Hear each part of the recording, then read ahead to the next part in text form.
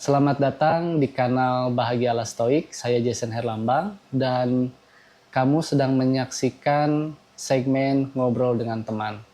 Di segmen atau di episode kali ini, saya mengundang Reza Watimena. Beliau adalah seorang filsuf lulusan Jerman, dan beliau adalah penemu dari Rumah Filsafat, dan beliau juga penulis sekaligus penemu teori kesadaran di Indonesia. Saya hanya ingin membagikan konteks obrolan apa yang saya dan Mas Reza obrolkan. Tentu saja ketika kita berbicara stoikisme, ketika kita membaca buku-buku stoikisme, kita juga akan mendengar kata Zen Buddhism sebagai pembanding ajarannya. Nah, kebetulan Mas Reza ini adalah seorang yang mempelajari Zen dan juga mempraktikkan ajarannya. Di sini saya tidak membandingkan sebenarnya, cuman saya ngobrol aja dengan Mas Reza Watimena layaknya teman. Saya mencoba untuk mengobrol tanpa adanya judgement atau tanpa adanya perdebatan, tetapi memang dari obrolan ini banyak sekali dari kita menyetujui ajaran kita masing-masing. Maksudnya saya menyetujui apa yang Zen Buddhism ajarkan, dan Mas Reza juga menyetujui apa yang Stoikisme ajarkan. Tentu saja beliau lebih paham apa itu filsafat, apa itu Stoikisme dan filsafat secara umum dibanding saya, dan eh, saya di sini belajar banyak dari beliau, dan semoga episode ini pun memberi pengetahuan yang lebih bagi kamu yang menontonnya. Dan without further ado, tanpa banyak basa-basi lagi, selamat menyaksikan episode kali ini. Oke, paling jauh kemana di Indonesia ngobrolin filsafat? Oh, perginya atau ngobrolnya? Perginya, Pergi paling jauh ke Ambon. Ambon. Ada pulau namanya Nusa Laut, itu sekitar 2 jam naik perahu dari Ambon. Itu nenek moyang saya dari situ, nenek moyang Watimena, Oh, oh, Buyut, Buyut, lebih tinggi lagi ke atas. Jadi itu oh, asal tapi dari Mas Reza, Watimena. oh, oke, oke, Mas Reza, tapi gede di Jakarta ya? Gede di Jakarta. Tapi pas habis kuliah pindah-pindah ya, Surabaya, ke luar negeri juga. Saya pengen tahu malah Mas Herlambang ngapain di Amerika, di kota apa di Amerika nih? Saya di Chattanooga, di state-nya namanya Chattanooga, Tennessee. Iya, Tennessee. Itu di mana tuh? Tengah, iya. timur, barat? Kalau kalau di ini di South ya, di Oh, di selatan. South ya. Mhm. Di selatan, perbatasan Alabama sama Florida sama Georgia. Oh iya tahu. Iya daerah situ. Iya, iya, Kentucky. Terus di sini lumayan sih kotanya, kayak terkenal sama kota outdoor di sini. Mhm. Udah lama di situ? Udah 3 tahun. Iya tahu. Ya, ya. Terus, saya banyak banyak banyak sebenarnya pengen yang ditanyain, cuman, kita ngobrolin tentang Zen aja dulu ya. Boleh, boleh. Berarti kalau Dulu kemana-mana itu ngobrolin filsafat secara umum atau ngomongin Zen secara khusus itu?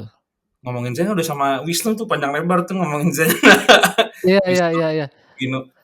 Kalau kalau keliling-keliling itu kemarin itu kelilingnya ngasih ke filsafat sih, lebih lebih ke filsafat, lebih ke teori saya ya. Saya kan bikin teori transformasi kesadaran. Itu ada turunannya kan, turunan-turunannya politik progresif inklusif, etika natural empiris, yang ini ya yang teori saya sih lebih yang saya ungkapkan. Nah, tapi kan itu teori buatan saya, Zen sudah include di dalamnya. Oh, Cuma karena teori jadi dia sifatnya ilmiah, terbuka untuk oke, oke. diskusi. Kalau Zen itu kan dia melampaui konsep. Jadi nggak ada gunanya diskusi Zen ya, paling sebagai penunjuk aja. Tapi kalau yang kemarin Audiens keliling itu heeh, memang ini sih. memang filsafat ya? Iya. Audiensnya itu emang orang-orang yang memang tertarik, filsafat kah atau Audiensnya ada bos lah, ada 2 bos, bos besar dan bos kecil. Sebenarnya agak rahasia tapi ya, oh, iya ya. eee, ya dibilang rahasia enggak, tapi di publikasi juga agak aneh sih. Jadi saya bekerja untuk 2 orang ini yang memang mendalami filsafat, terus saya sering Oh diajak keliling sama mereka. Dan oh, I kalau see I keliling see I itu see. bisa berhari-hari dan berminggu-minggu gitu. Sekarang nih Oh, mendingan, yang parah tuh 2022, 2023 tuh, itu agak parah. Sampai sibuk banget ya? iya, jadi nyampe sini Jakarta, besok udah berangkat lagi ke mana? Ke Jogja, ke Surabaya, ke Bali, ke Oh, mana tuh? Ke Balikpapan, ke Aceh, ke Ambon, puter aja gitu ya. Tapi sekarang udah agak nafas nih, jadi kemarin agak full, nanti sampai bulan Juni masih kosong lah. Emang sengaja dikosongin lah, atau kayak gini lah podcast, ngobrol-ngobrol. Ada juga yang oke minta oke. podcast kan. Iya iya iya iya. Gitu. Terus perkembangan filsafat di Indonesia tuh gimana ya? Apakah masih terlihat abstrak kah atau sudah pelan-pelan menjadi terang benderang gitu ya? Paradoks ya, saya lihat ya. Di satu sisi penggemar filsafat makin banyak dan makin intens, Iya, orang-orang yang merindukan kedalaman, mhm, tapi di sisi lain kebodohan juga makin besar gitu ya, fanatisme, radikalisme agama, jadi sama-sama naik nih dua-duanya. iya Kan iya kalau iya, kalau filsafat berkembang kan harusnya masyarakat semakin terbuka ya, semakin betul. toleran, semakin kritis, semakin rasional. Tapi yang di Indonesia komunitas kritis rasional meningkat, komunitas fanatik, radikal, tertutup, ideologis juga meningkat gitu. Jadi paradoks memang.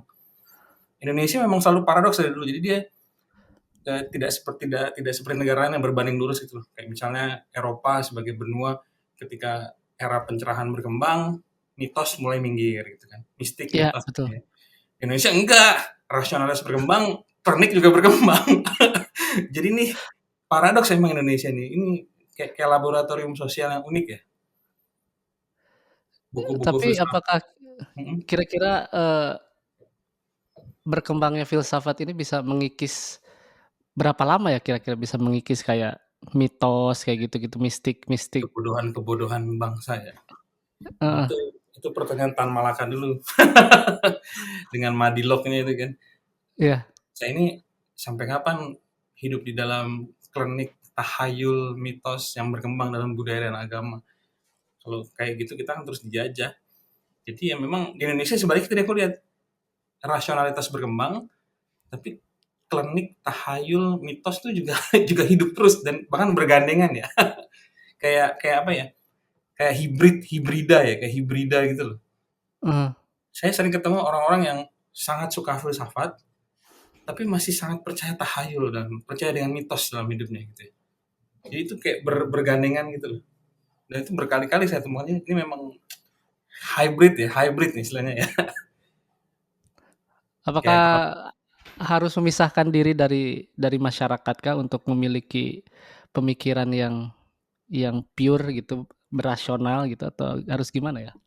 saya pikir itu rumus universal ya, dimanapun kita berada, mau di Indonesia, di Amerika, dimanapun lah, mungkin di Mars. Kalau kita ingin punya pemikiran yang jernih, kita harus menarik diri dari masyarakat ya. Mhm, Karena masyarakat itu seringkali hidup dengan nilai-nilai yang sifatnya dogmatis. Maksudnya sudah dari dulu gitu loh. Dari mhm, warisan dipercaya gitu aja. Nah, orang mmm, kalau ingin berpikir jernih dia harus keluar dari itu.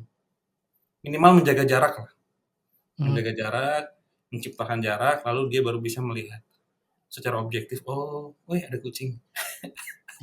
Lalu melihat secara objektif, ini nilai-nilai mana yang mau saya anut, nilai-nilai mana yang harus diganti, yang harus dikembangkan. Jadi memang kayaknya syarat semua orang, bukan hanya para filsuf ya, untuk bisa berpikir jernih adalah dia berjarak dari masyarakat. Nggak harus memusuhi ya, nggak harus, wah goblok lo semua, Iya nggak harus gitu juga, itu lebay ya. iya Tapi minimal, apa iya gitu, apa iya. iya. Misalnya ada tradisi, emang harus begitu. Ada pertanyaan-pertanyaan gitu loh. Pertanyaan-pertanyaan yang memantik kita untuk, emang begitu, emang harus gitu ya, apa iya gitu. Emang Ya, kita karena harus, hmm? iya, karena mungkin sekarang itu kita ke mana-mana tuh selalu bertemu dengan orang yang beropini, berpendapat gitu kan. Di kerjaan orang ngomong kayak gini, terus pulang dari kerjaan nonton TikTok yang Semua opini ya. iya semua opini kayak gitu ya. Jadi opini itu ada 2 macam. Ada opini sampah, yang disebut Mhm, doxa dalam bahasa Yunani. Jadi kayak orang ngecepret aja gitu loh. mhm, Itu biasanya media sosial 99% istilahnya opini sampah ya. Gosip, apa, tuduhan, kecurigaan. Tapi juga ada opini yang berpijak pada fakta dan rasionalitas. Nah, kita harus pintar-pintar membedakan ini memang. Itu gunanya kesadaran kritis ya. Itu gunanya filsafat ya. Jadi kita bisa nebak, ini omong kosong, ini bullshit, ini this is a good opinion. This is apa namanya? Well informed, reasonable opinion. Opini yang berpijak pada akal budi dan data. Nah, itu harus beda-bedain. Kalau enggak ya yang kita terima opini sampah terus, doxa terus. DOXA, doxa. Itu opini dalam Yunani kuno. Kebetulan aku lagi tapi kan nulis buku ini nih. buku apa? Judulnya Epistemologi Pembebasan. Tentang opini itu ya, tentang membedakan Tentang opini itu? pengetahuan. Jadi manusia itu kan hidupnya berdasarkan pengetahuan ya. Kita mau ngapa-ngapain kita butuh pengetahuan lah. Kita mau keluar kita lihat cuaca. Kita Iya mau keluar lihat jam berapa nih macet apa enggak. Mungkin kalau di Amerika kan semua orang pasti perhatiin cuaca kan, hari ini ada apa. Apalagi iya betul. dari situ ada ini nggak, tornado nggak, siklus. Ada Iya kan? ada Itu kan tiap ada, berapa tahun sekali hancur dibangun lagi, hancur dibangun lagi. iya, Kita harus punya knowledge, pengetahuan nah pengetahuan itu ada level-levelnya. Ada level yang paling bawah, dari opini-opini sampah ya, gosip, mhm, eh, kecurigaan, tuduhan, teori konspirasi yang sudah sangat tidak masuk akal gitu. Sampai ke yang level paling tinggi, saya sebutnya kebijaksanaan eh, non konseptual, non konseptual wisdom itu yang level paling tinggi. Nanti kalau mau dibahas kita ngobrol lagi lah. Belum terbit bukunya, ini lagi oke oke. Tapi kan kita tuh kadang orang ya kita dibesarkan dengan ya kita tahu bahwa opini ini benar gitu, tapi gimana caranya biar, kita tahu bahwa opini ini salah dan ada kebenaran di atas kebenaran yang kita tahu itu gimana caranya ya? Iya. Jadi ini pas banget temanya nih kita ngomongin nih. Saya pikir mau ngomongin Stoa sama Zen, tapi oke lah. Belum belum belum belum Belum, belum belum. belum. Nanti kita bikin beberapa lah, beberapa. Kalau kalau kalau beberapa nanti harganya harga temen lah. Siap siap siap siap. Aduh, aduh. Jadi ada tadi kan, kalau kita melihat sebuah opini berkualitas atau enggak, pertama datanya faktual atau enggak yang dia omongin. Mmm, Apa mhm jangan-jangan cuma gosip, mhm. jangan-jangan cuma katanya, apa insinuation, ya gitu-gitulah, gosip, kecurigaan, kira-kira gitu. Nah kalau kalau pijakannya pada data-data yang belum akurat ya jangan dipercaya dulu, ditunda dulu. Kalau kata Derrida itu didekonstruksi dulu lah, ditunda dulu kepastian. Yang kedua, lihat alur argumennya masuk akal atau enggak. Dan konsep masuk akal ini sudah tertanam di dalam akal budi manusia ya. Kita tuh sudah secara alami tahu yang mana yang masuk akal, yang mana yang enggak. Mmm, Gitu ya.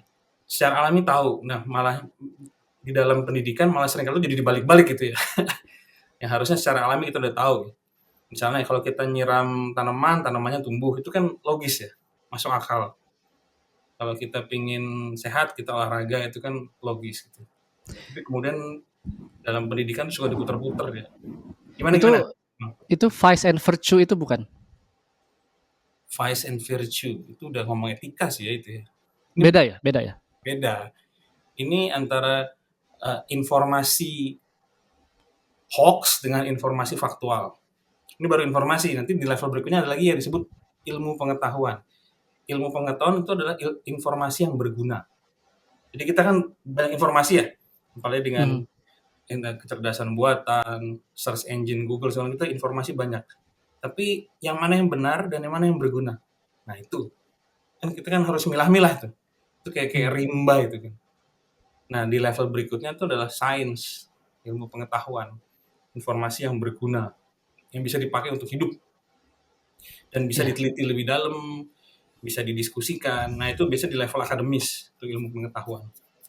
Jadi tahap paling rendah itu informasi, tahap lebih tinggi itu sains, tahap tertinggi lagi adalah wisdom, kebijaksanaan. Kebijaksanaan lebih tinggi lagi daripada sains, karena sains masih berurusan dengan fakta dan argumen, Hmm. belum sampai tadi vice and virtue ya, keutamaan Hmm. hidup, terus apa yang buruk, apa yang baik gitu. Nah, level ketiga ini filsafat. Tapi filsafat pun kebagi dua lagi, ada filsafat Eropa sama filsafat konseptual sama filsafat non konseptual. Wih, jadi ribet. Wah, ini Nanti deh, bukunya gue kirimin deh. Bukunya gue siap kirimin. siap siap Saya siap siap kirimin. siap. Karena itu bagan ya. Jadi ya intinya sih bagaimana supaya kita punya pengetahuan yang nggak hanya bisa bantu kita hidup, cari duit, bikin keputusan dalam hidup, mau nikah apa enggak, mau kerja di mana, tapi juga membawa kita Wah, pada pembebasan, iya iya pembebasan dari penderitaan. iya Stoicisme dan Zen kan masuk ke situ. Dan iya, pengetahuan yang bisa membebaskan kita dari segala bentuk penindasan, betul pembodohan dari masyarakat ya. betul. Itu ini mau sombong dikit. Kata Seneca juga kan katanya dapatkan satu hal setiap hari untuk menghadapi kesulitan hidup gitu kan. Ya, Seneca. Ya. Nah, eh kalau ngomongin filsafat ya kan, filsafat itu maknanya atau arti dari kata filsafat itu kan bermacam-macam dari setiap filsuf ya. Iya, iya. Dari Mas Reza sendiri kalau ada yang nanyain apa sih sebenarnya arti kata filsafat itu sendiri? Iya. Jadi kata-kata itu kan hidup ya, bahasa itu hidup. Hmm. Maknanya berubah, berkembang. Kadang-kadang bunyinya juga berubah. Dia kayak bahasa Inggris, bahasa Perancis, bahasa Latin, bahasa Jerman itu kan kecampur-campur. Ya. Kayak kata interesting di Inggris, di Jerman interessant, di Perancis Oh, intéressant. Jadi berubah bunyi aja, tapi jadi kata-kata tuh hidup, bahasa tuh tidak statis ya. Tapi ya. dari kata etimologisnya, dari akar katanya. Filsafat itu kan philo dan sophia. Mhm. Philo itu pecinta, sophia itu kebijaksanaan. Jadi filsafat adalah orang-orang yang mencintai kebijaksanaan. Berarti mereka tuh belum bijaksana, mereka sedang berproses untuk jadi Iya. bijaksana. Jadi makanya jangan salah kalau udah belajar filsafat kalau masih belum bijak, ya kan mencintai, belum Iya iya dapet. iya iya. Ya ya belum ya, dapet. that's right that's right that's right. Ya ya ya. Tapi kemudian kan itu berkembang juga kata-kata itu kan. Kata filsafat tuh berkembang jadi filosofi, di bahasa Jerman filosofi, sama lah. Di Inggris filosofi, di Indonesia juga ada kata filsafat, filosofi, falsafah ya. Ya, Itu sebenarnya sebuah cara pandang dunia ya, cara pandang dunia yang sifatnya rasional, kritis, sistematis, dan terbuka. Jadi kita melihat dunia itu dengan akal budi. Di dunia itu berarti semuanya ya, politik, ekonomi, agama, budaya, seni, kita lihat secara rasional dengan akal budi, juga dengan kritis, artinya kita uji terus, kita olah terus, sistematis, artinya argumennya tuh runtut, nyambung, logis, dan yang terakhir terbuka. Jadi filsafat tuh dia berubah terus, karena dia open ended ya, terbuka dan akhirnya mengundang satu jawaban mengundang pertanyaan, satu jawaban mengundang pertanyaan, itu sebuah dialog terus menerus. Dan itu indahnya. Jadi itu sebuah apa sih kalau bahasa Inggrisnya the destination is in the journey. Ya, ya ya. jadi tidak ada ujung. Yang ujungnya yang kita cari adalah prosesnya, proses berdiskusi, berpikir, menulis, membaca. Kadang-kadang kita salah, kadang-kadang kita benar. Gitu. Nah itulah filsafat, cara hidup, cara pandang semacam itu. Nah itu sangat cocok dengan modernitas, dengan globalisasi, cocok banget. Jadi orang kalau mau hidup sebagai manusia waras di era sekarang ini harus belajar filsafat sih. Tapi kalau orang yang belum mengenal ya, waktu itu juga ketika saya belum mempelajari filsafat, belum baca buku-bukunya gitu. Saya tuh melihat bahwa filsafat itu adalah, bidang ilmu yang mengkritik gitu ya, mengkritik tentang adanya Iya. Tuhan, mengkritik tentang bagaimana dunia ini berproses, bergerak, bagaimana orang-orang itu, apa, berbicara, bertindak, kayak gitu ya. Jadi filsafat itu bukan ilmu ya, dia adalah ibu dari ilmu pengetahuan. Jadi dia berada sebelum ilmu pengetahuan. Dia lebih tepatnya sebuah cara hidup ya, sebuah cara pandang, world view kalau bahasa Inggrisnya, Weltanschauung. Nah, dari cara pandang yang rasional dan terbuka tadi lahirlah sains, ilmu pengetahuan. Dan memang kata kritik ya, kritik itu juga kata yang menarik ya. Kritik itu tidak harus tidak setuju. Kritik itu dalam bahasa Jerman, kritik ya, itu artinya memeriksa secara mendalam. Memeriksa secara mendalam. Misalnya kritik terhadap agama, itu bukan berarti melawan agama, oh, anti, bukan. Tapi memeriksa agama secara mendalam. Agama itu apa sih? Sejarahnya gimana sih? Ciri-cirinya apa? Jadi diperiksa gitu ya. Di zoom in, dilihat sejarahnya, konsepnya, implikasinya, cabangnya. Nah, itu yang disebut kritik. Artinya memeriksa secara mendalam. Nah, itu menarik sekali karena objek filsafat kan eksistensi, existence. Artinya semua yang ada. Berarti kita belajar soal agama, soal Tuhan. Tuhan itu apa sih? Kritik terhadap Tuhan itu bukan berarti anti Tuhan ya, tapi memeriksa konsep Tuhan secara mendalam.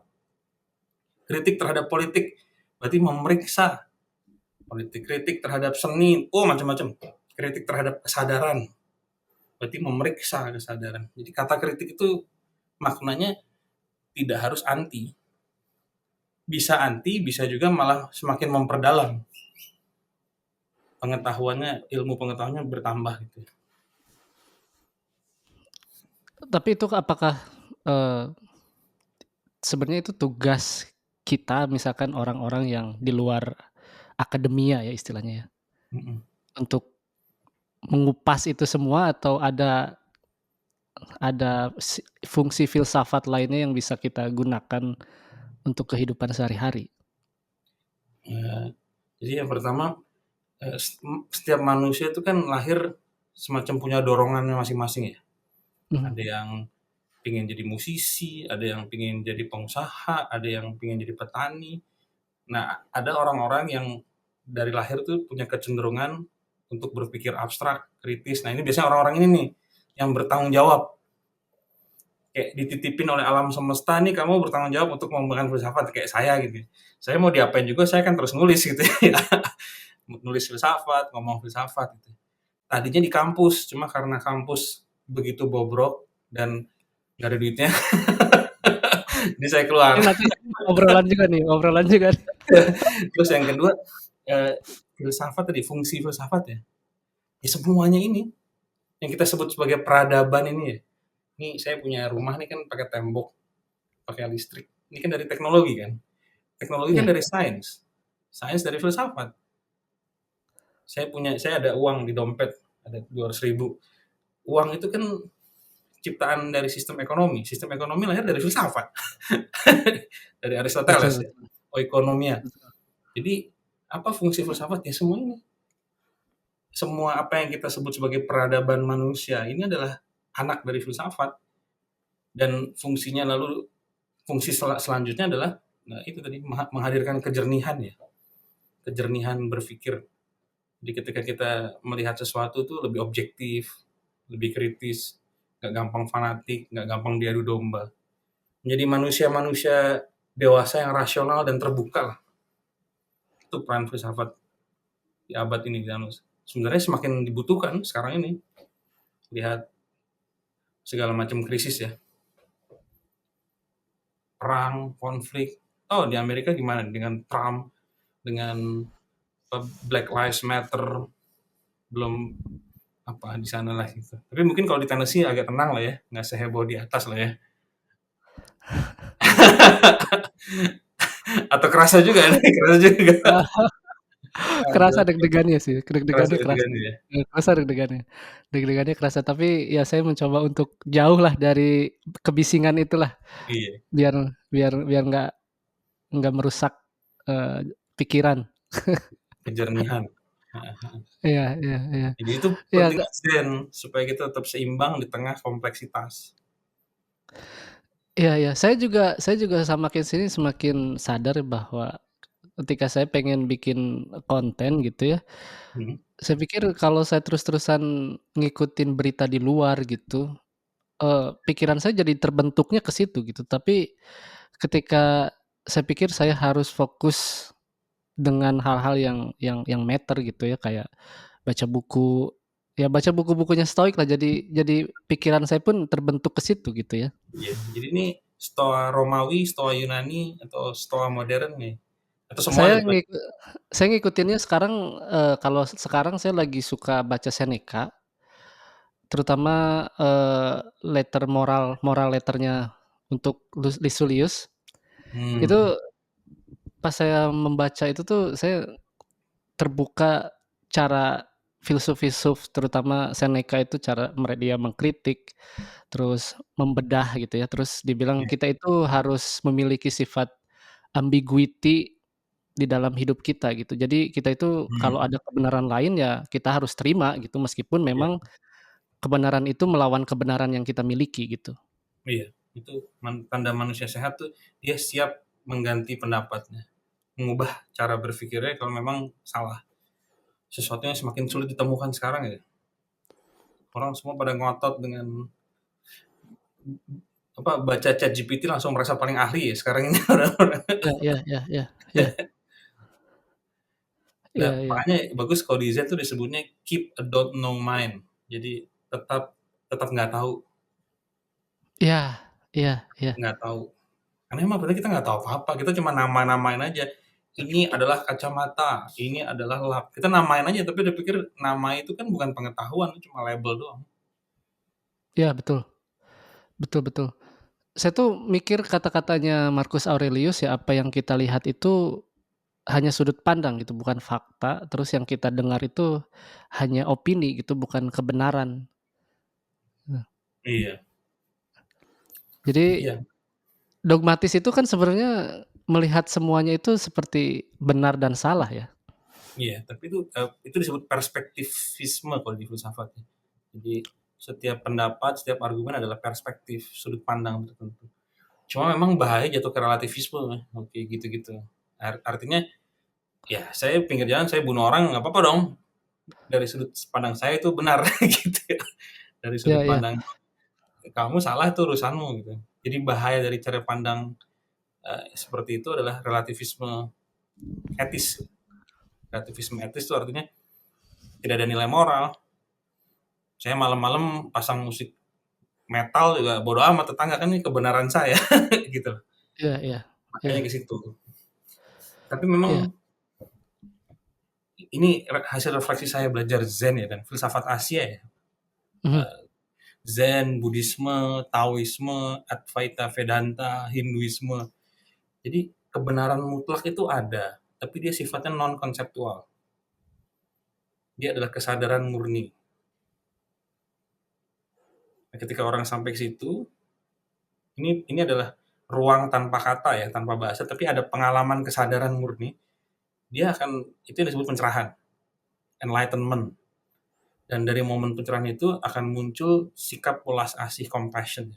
Compassion, lalu muncul peace, kedamaian, lalu muncul kreativitas. Jadi ada sebuah dimensi yang lebih dalam daripada akal budi, daripada bahasa dan konsep. Nah ini yang tidak ditemukan oleh para filsuf Eropa. Ada beberapa yang sudah menyentuh ya, cuma kayak malu-malu gitu loh, Mhm. nggak nyemplung. Kalau di Berapa filsuf lama Mas Reza sampai menemukan bahwa, oh Zen ini bisa saya gitu, saat ini, saya. Saat ini kan waktu ciptaan pikiran.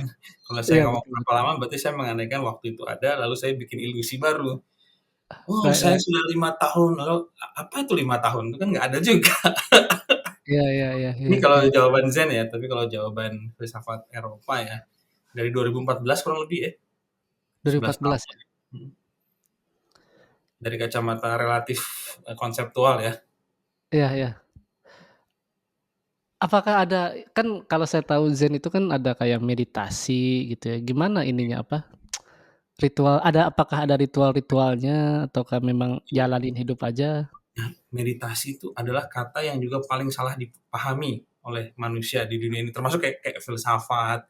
Itu kan juga kadang-kadang filsafat tuh artinya ateis gitu kan. Kalau di Indonesia tuh filsafat ateis gitu ya. Meditasi artinya duduk merem gitu kan. Dan apa namanya menenangkan diri gitu kan. Jadi ya ada kata-kata yang selalu salah dipahami lah. Nah, salah satunya memang meditasi. Nah, meditasi itu sebenarnya hidup. Kalau kita ngomong arti realnya meditasi artinya hanya hidup, just be alive. Tidak berpikir, tidak merasa, tidak bikin rencana, tidak ingat-ingat yang dulu, hanya hidup. Hanya hidup sebagai energi. Nih, sebenarnya nggak usah pakai energi sih, nanti mikir lagi kan, energi apa gitu. Just be alive, itu sebenarnya meditasi. Jadi kalau pakai bahasa programmer tuh ininya lah default mode-nya, default mode, factory setting.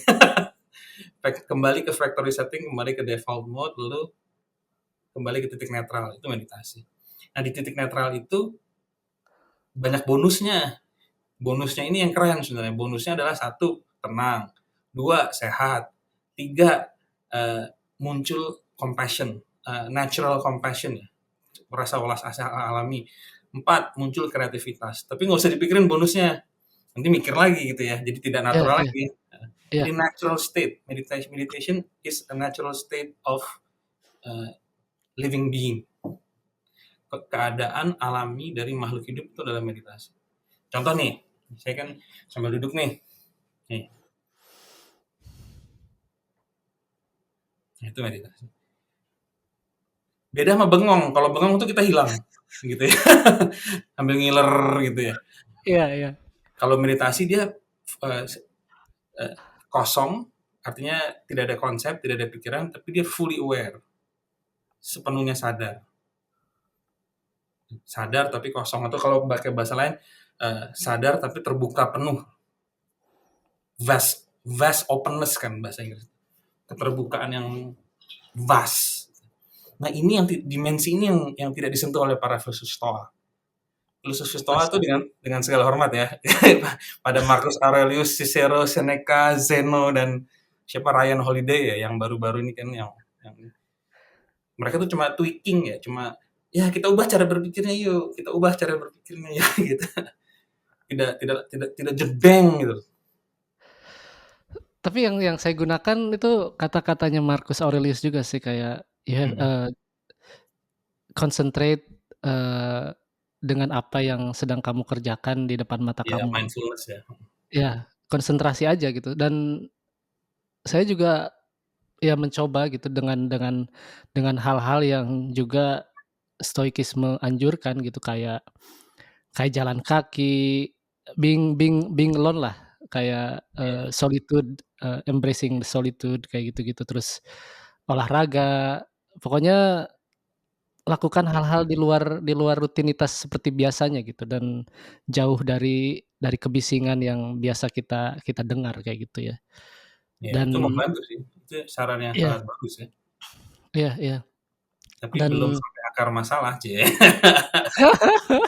kan kritik karena saya di Wisnu dulu. iya, iya, iya, karena juga ini, saya baca yang kemarin saya kirim, eee, screenshot halamannya Oh itu, iya itu ya. dari William B. Irvin. Jadi ya dia juga sebenarnya tadinya dia Nah, itu mau menjadi zen kan, karena dia itu memiliki masalah dengan middle life crisis lah kayak gitu ya. iya, iya. Dia itu tadinya mau jadi zen karena dia memiliki masalah dengan desire-nya dia gitu. Jadi dia Hmm, itu bukan memiliki kelebihan desire, tapi dia tidak memiliki desire untuk bisa hidup lagi. khusus. Heeh. Iya. Jadi dia mencari mencari apa sih sebenarnya desire. Nah, dia malah menemukan enlightenment-nya itu di stoicism gitu. Dan dia bilang, Mhm. ya ada beberapa hal yang mungkin karena dia adalah orang barat, jadinya ada beberapa hal yang sulit untuk dia terapkan di dalam hidup dia mungkin kayak gitu ya. Iya, dia kan bilang filsafat modern tuh sia-sia, tapi dia lupa kan itu menyentuh dimensi yang lebih dalam daripada pikiran. Arthur Schopenhauer juga eh, Die Welt als Vorstellung ya, ide und Vorstellung apa, dunia sebagai kumpulan ide. Jadi sudah ada momen-momen pencerahan yang bahkan lebih dalam pada stoicisme ya di dalam filsafat modern, walaupun memang dia minoritas sifatnya ya. Kalau yang gede-gede itu kan sangat rasional, Hegel itu kan proyek rasionalitas. Kalau idealisme Jerman itu kan juga proyek rasionalitas. Tapi saya tuh melihat stoikisme tuh menghumanize gitu ya, Hmm. menghumanize, filsafat yang sekarang itu kita lihat bahwa filsafat itu adalah, wah orang-orang yang ilmunya tinggi gitu kan, Tahu tahu yang sejarahnya sukses. nggak kenapa Stoicisme lahir di Yunani? Tahu karena Zeno kan, Zeno Iya, tapi kehilangan. kenapa muncul gaya filsafat semacam itu? Oh, nggak tahu, coba. Jadi Alexander itu kan dari Makedonia ya. Makedonia itu kan utaranya Yunani. Dia kan menaklukkan Great ya? Alexander the Great. Iya Kalau di Indonesia Iskandar Agung. iya iya, Alexander the Great. Kebetulan nama saya Alexander juga. Gitu. Walaupun nama juga hanya konsep ya. Nah, Alexander itu kan ketika dia menyerbu Timur Tengah, Babilonia, menghancurkan semuanya Mesir, ya kan. Dia itu bawa tentara tapi juga bawa filsuf. oh iya itu, iya iya saya Para dengar itu. pemikir Yunani yang gayanya gaya-gaya Aristoteles, Plato lah. Jadi sangat Mmm, rasional. Mereka banyak ngomong kosmologi. Kosmologi itu artinya filsafat alam ya. Berbicara mmm, soal alam. Pencarian arke. Arke itu adalah prinsip-prinsip dasar alam semesta. Jadi mmm, mereka seperti fisikawan pada masa itulah. Ahli-ahli mmm, fisika, tapi fisika belum ada. Jadi mmm, disebutnya filsafat atau kosmologi. Nah, ketika Alexander sampai India Utara, nah ini kisah mmm, menarik nih. Dia mhm, ketemu para biksu Buddhis. Para mhm, biksu Buddhis ini tidak bawa senjata, mereka botak kan, botak, nggak makan binatang, dan mereka meditasi seharian, tapi kok kelihatannya damai banget. Alexander kan, dia kan apa raja dan juga jenderal perang ya, jadi dia bunuhin orang terus ya. Jadi mmm, hatinya tuh penuh kemarahan, kebencian, ya kerjaannya perang, bunuh-bunuhin orang. Nah, ketika dia bertemu dengan beberapa biksu Buddhis, terjadilah dialog antara filsafat Yunani kuno dari Plato Aristoteles dengan Buddhisme dari India Utara. Nah, mmm, perjumpaan ini nih antara filsafat Yunani kuno dengan Buddhisme inilah yang menghasilkan Stoicisme. Jadi mmm, filsafat yang tidak berorientasi pada pengetahuan, tapi pada pelenyapan penderitaan. mmm, Karena itulah Buddhisme. Jadi sebenarnya Stoicisme itu adalah Buddhisme gaya Yunani. mmm, mmm. Iya ya karena ketika saya belajar ya baca buku salah satunya, bukunya Massimo Pigliucci ya. Jadi dia itu Iya, menjelaskan tentang karakter gitu ya. Jadi saya ngelihatnya sih bahwa manusia itu punya wired yang sama ya di kepala kita ya. Jadi sama, pada jeroannya iya, sama. pada akhirnya tuh arahnya ke situ-situ lagi. Cuman yang saya pikirin itu kayak beberapa ajaran itu bisa mentranslasikannya gitu ya atau me menjelaskannya itu dengan masuk akal dan dengan mudah diterapkan di dalam hidup sih sebenarnya. Iya. Nah, itu tugas ya kayak Mas Herlambang ini, stoik-stoik abad 21 ini yang memang filsafatnya kan filsafat tua ya. Udah Iya, ribuan tahun, bahkan lebih tua daripada agama-agama besar ya. Bahkan kurang lebih sama agama Yahudi kurang lebih sama mungkin usianya ya. Kurang lebih ya. kurang lebih Terus ya, ya, ya stoicisme kan juga banyak ambil dari Plato, Aristoteles. Nah, betul. bagaimana ilmu-ilmu yang tua banget itu bisa berbicara di era digital ini, era artificial intelligence ini, Iya gitu. Dan iya itu memang karena proses kelanjutan terus. ya Seneca pun makanya saya baca Seneca itu karena surat-suratnya itu terlihat sangat sangat nyata ya maksudnya, eee, kehidupannya dia gitu ya sebagai seorang politisi, Iya, dia terus penasehat Kaisar Nero ya. ya dia penasehat Iya, Kaisar disuruh Nero minum suruh racun sama Nero ya. suruh minum racun, iya Nero itu emang emang orang gila sih sebenarnya. Gila dia memang, ada kelainan Iya disorder. iya iya Mirip kayak karena anaknya Marcus Aurelius tuh loh, si Commodus ya, yang di film iya Gladiator. anaknya sama. Commodus. Iya ngelihat ngelihat ngelihat bentuk, pemerintahannya gitu kan sama terus, bentuk masyarakatnya sama, udah punya pendidikan, udah punya pekerjaan, udah punya kayak konsep hiburan gitu ya dan kata Seneca juga dalam salah satu suratnya, "Udahlah nggak usah ngunjungin apa, tempat-tempat hiburan atau pengen pengen menghibur diri," katanya, kata Seneca, "karena tempat-tempat hiburan itu bisa merusak standar moral yang kita miliki gitu. Udah diam di rumah belajar kata kata Seneca kayak gitu. Jadi Itu sejalan itulah dengan kenapa. ini, kenikmatan tertinggi itu adalah filsafat sebenarnya. Jadi kenikmatan itu kan levelnya banyak, ada kenikmatan badan, makan, Heeh, seks, heeh, tidur, itu kan kenikmatan badan, tapi itu kan sifatnya sementara. iya, Kadang-kadang kalau makan kebanyakan sakit perut, mhm, kalau apalagi seks kebanyakan jadi kacau emosi kan, jadi capek iya, juga. Kalau belanja kebanyakan bokeh dan jadi banyak kelekatan juga. Makanya disarankan carilah kenikmatan yang paling tinggi. Kenikmatan paling tinggi adalah belajar dan teoria. Teoria itu dari bahasa Yunani juga. Artinya memandang kebenaran, mmm, mengkontemplasikan kebenaran. Keren banget ya mmm, bahasanya. Contemplating the truth, mengkontemplasikan kebenaran. Nah, itu yang memberikan kebahagiaan yang tidak bisa dirampok oleh siapapun. iya, Maling iya, nggak bisa rampok, iya, kita juga nggak akan capek dan nggak akan lelah, nggak ada efek samping lah. Kalau yang lain kan bisa dirampok. Kita iya. punya uang bisa dirampok. Kita punya badan sehat, tahu-tahu kepleset jatuh mati. Gitu ya. Nah, ada 20 menit lagi nih. Jadi Hmm. stoikisme itu kan kalau kata Mas Odi itu dia dosen filsafat UGM, Hmm. eee, Universitas fi Mulyono. Aduh, GM. Universitas si Mulyono. ya dia bilang Kurang stoik anak-anak enggak, anak-anak UGM itu malah mereka itu, banyak menyerang apa, bukan menyerang sih rektornya. sebenarnya ya. Masih tidak Iya, percaya.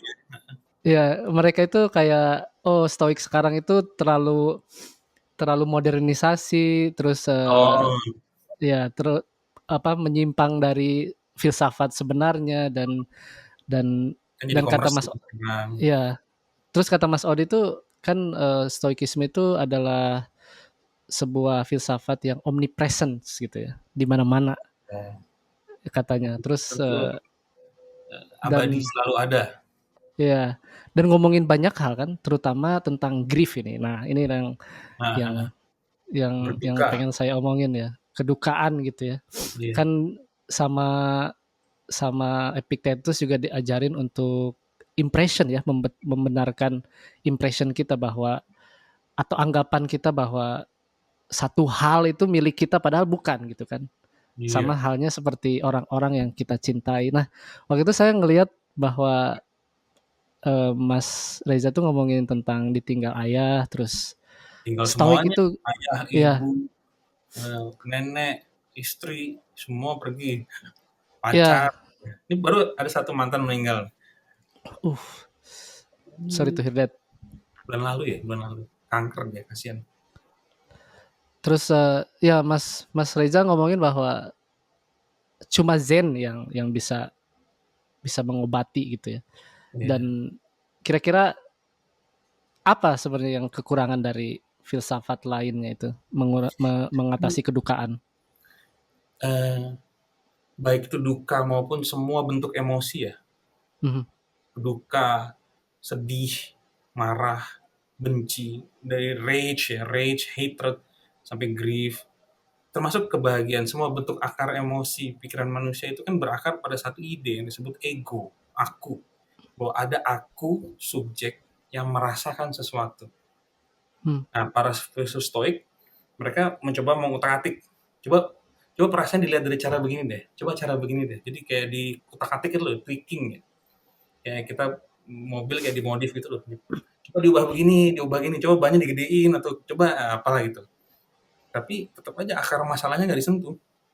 Konsepsi bahwa ada self ya, ada self, ada diri, ada ego yang mempunyai emosi, mempunyai pikiran termasuk grief. Nah, kalau di Zen dan rata-rata filsafat Asia ya, termasuk Indonesia ya, filsafat yang saya tahu, filsafat Jawa misalnya, itu langsung menusuk, mereka tidak sibuk dengan tweaking-tweaking emosi, tapi langsung ke akarnya. Sumbernya tuh apa sih? Jadi akarnya itu adalah eh, kesalahpahaman tentang konsep diri, konsep ego, aku. Bahwa ada yang disebut aku. Nah, ini kalau di Zen tuh dibongkar bahwa aku itu sebenarnya tidak ada. Self, ego itu ilusi. Ilusi itu artinya seolah ada, tapi nggak ada. Kan kayak kayak magic itu loh. Magic itu kan seolah ada tapi sebenarnya tipuan ya. Maka ego itu seperti magic, seperti sulap. Kelihatannya ada, tapi kalau dibongkar sebenarnya nggak ada. Nah, ketika orang menyadari bahwa tidak ada yang disebut diri, maka siapa yang grieving dan siapa yang di grievingkan, gitu ya. Siapa yang meninggal dan siapa yang ditinggal, gitu kan? Kan tidak ada subjek. Lalu yang kalau tidak ada subjek, lalu yang ada apa dong? Tadi vast openness ya, keterbukaan yang besar. Kalau pakai bahasa lainnya sunyata, kekosongan yang besar. Gitu ya. Maka tidak ada diri, tidak ada Mas Herlambang, tidak ada Reza, itu semua cuma ilusi. Persona kalau bahasa Yunani. Persona itu kayak topeng. Kita pakai topeng nih, Mas Herlambang pakai topeng, saya pakai topeng, lalu kita ngomong tapi sebenarnya di balik topeng itu nggak ada. Hanya ruang hampa yang besar. Iya dong, ini di belakang kepala saya ini kan otak. Di belakangnya lagi apa? Nggak ada apa-apa. Ya, ya. Empty space. Nah, empty space ini menarik. Di dalam fisika ini dianggap biasa ya, tapi dalam tradisi Asia empty space ini suci. Kata dewa, dewa 19 gitu ya, Mahadewa. Dewa itu dari kata dev. Dev itu artinya empty space. Jadi ruang hampa yang besar, ruang kosong. Dan di level itu tidak ada grieving, tidak ada hatred, tidak ada subjek, tidak ada objek, tidak ada aku, tidak ada kamu. Yang ada adalah dev, empty space. Dan itu yang disebut pencerahan. Gitu. Nah, Zen sampai ke situ. Nah, Stoik kan nggak nyampe. Stoik kan Seneca belum sampai situ. Makanya Tapi hmm, tapi saya baru nyampe juga ini di surat yang ke-8 ya. Jadi jadi dia itu Mas bilang Rama tuh baru bahwa baca detail ya, gila. Ini lagi bikin disertasi atau gimana soal Seneca? enggak, saya tahun kemarin itu saya lagi konsentrasi buat lari gitu ya. Jadi saya mempelajari seninya itu di dalam lari itu apa sih? Oh, ada yang ngejar nggak lari? Nah, hah? Ada yang ngejar? Nggak ada. Ini kan Ya, lari itu baru masuk akal kalau ada yang ngejar ya. Kalau nggak ada yang ngejar kita ngapain lari? iya, tapi kan saya mempelajari, iya betul.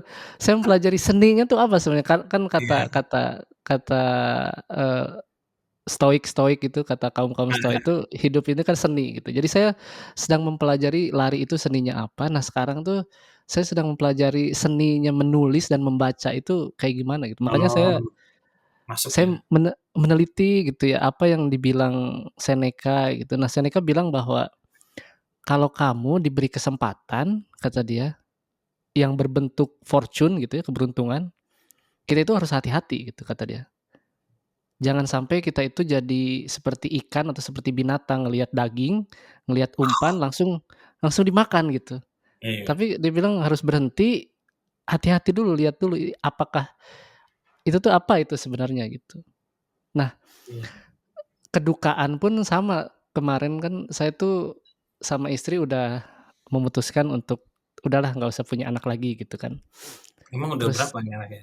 17 atau? satu sih, Oh, sama. dari saya satu, dari istri saya dua, jadi udah Bertiga nih. punyalah 3. Istri orang sana Udahlah, atau orang sini? orang sini, Oh, orang Tennessee. orang Alabama. Oh, iya iya. Ya kemarin Sweet pun Alabama tuh lagunya Sweet dia. Home Alabama.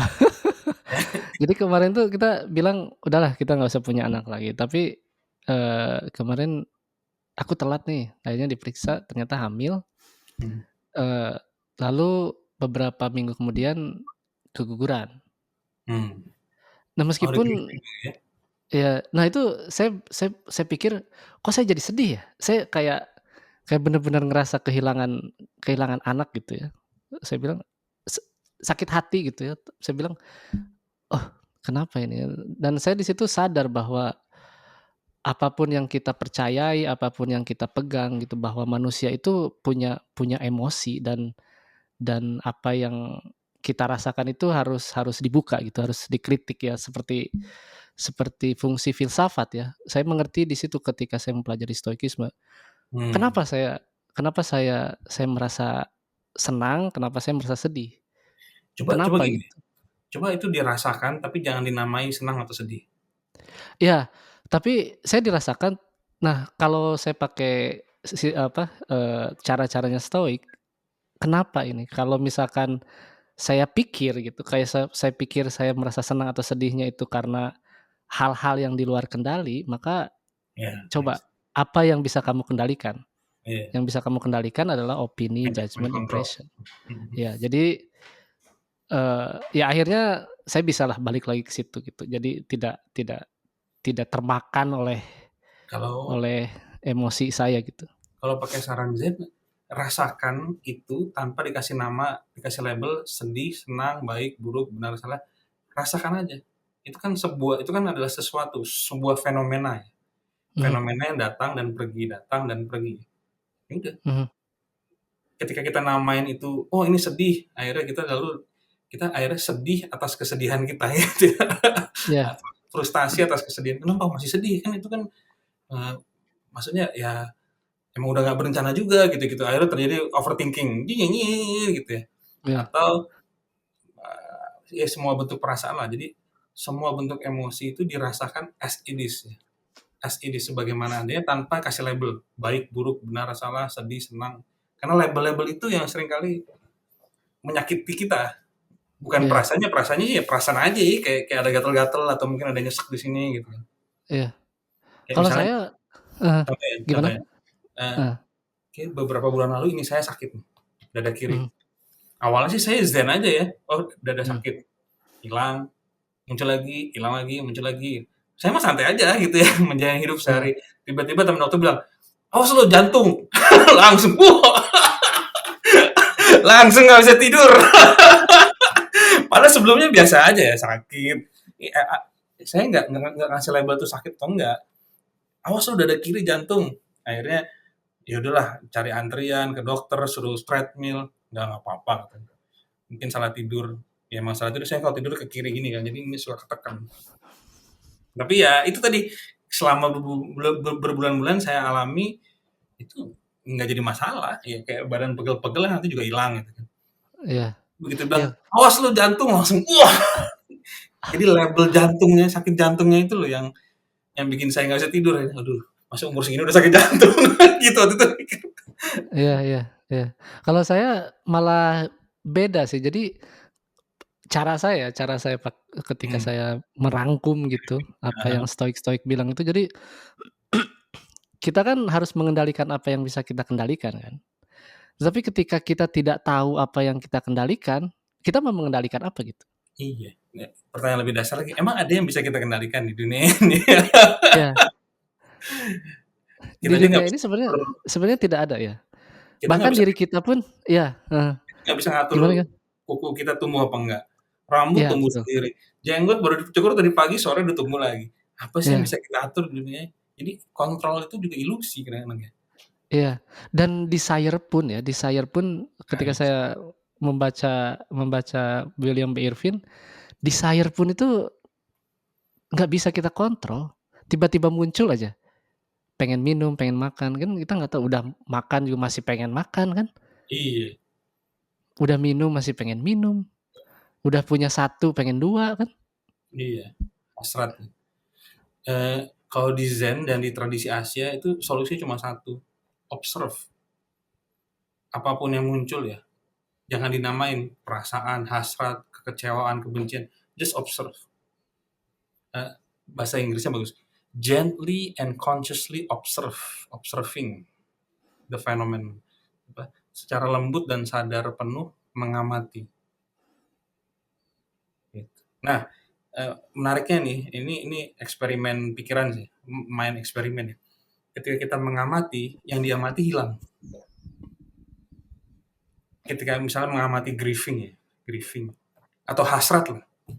Hasrat itu kan macam-macam. Tadi saya tuh udah punya gitar listrik, saya pengen beli lagi. Nggak perlu sebenarnya, itu hasrat ya. Saya Mhm, amati hasratnya. Hasratnya hilang. iya, Tapi iya, amatinya harus detail ya, dengan gently and consciously. Lembut dan sadar.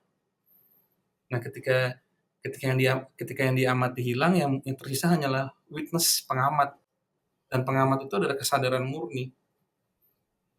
iya, iya. Nah, kesadaran murni itu adalah jati diri kita yang sebenarnya. Nah, sekali lagi stoik nggak sampai sini. Jadi setelah hari ini Mas Herlambang nih baca Seneca, nanti saya kasih beberapa rekomen nih buku-buku yang bisa blowing your mind ya. Ada Buku bahasa Inggris kok bagus. Orang-orang Amerika banyak kok yang jadi Zen Master sekarang. Iya, saya tuh ada ketika saya dengerin dengerin kata-kata filsafat yang diomongin oleh filosof-filosof Indonesia ya, maaf ya. Hmm.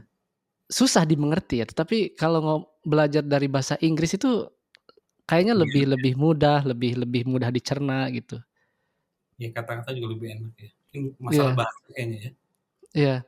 Kayak Kayaknya kalau filsafat Indonesia tuh kayak, aduh, apa ini artinya ya? Udah bahasa kita sendiri, tapi masih harus nyari arti dari bahasa itu sendiri gitu. iya kayak ignorance. Ignorance itu pada Ketidaktahuan aja kan? iya, tapi kan bukan don't know, tapi ada sesuatu Iya, yang lebih iya lembut betul. ya. Sesuatu yang lebih Iya, lembut dari not knowingness gitu ya. iya. Tapi itu kan ya Tapi itu kalau rasa kita rasa bahasa ya. iya, heeh, Saya pikir karena filsafat ignorance. Eropa berkembang lewat bahasa Yunani dan Latin. Makanya bahasa Mhm, Inggris itu kan turunan. Inggris, Prancis, Jerman itu kan turunan dari Latin ya. Maka lebih mhm, gampang menangkap makna-maknanya. Kalau bahasa Indonesia kan dari bahasa Melayu. Melayu banyak ambil dari Sanskrit dan Arab. Maka lain mmm, alam pikirnya. mhm. Tuh. Tapi itu ya itu di level filsafat sih. Wah, Kalau di level yang biarin lebih dalam, kesadaran murni tidak ada bahasa. Itu universal. oke. Kita gantungkan saja obrolannya sampai sini ya, semoga nanti ada waktu lagi dan Oh iya udah kita jam bisa ya. ngobrol lagi. Masih ada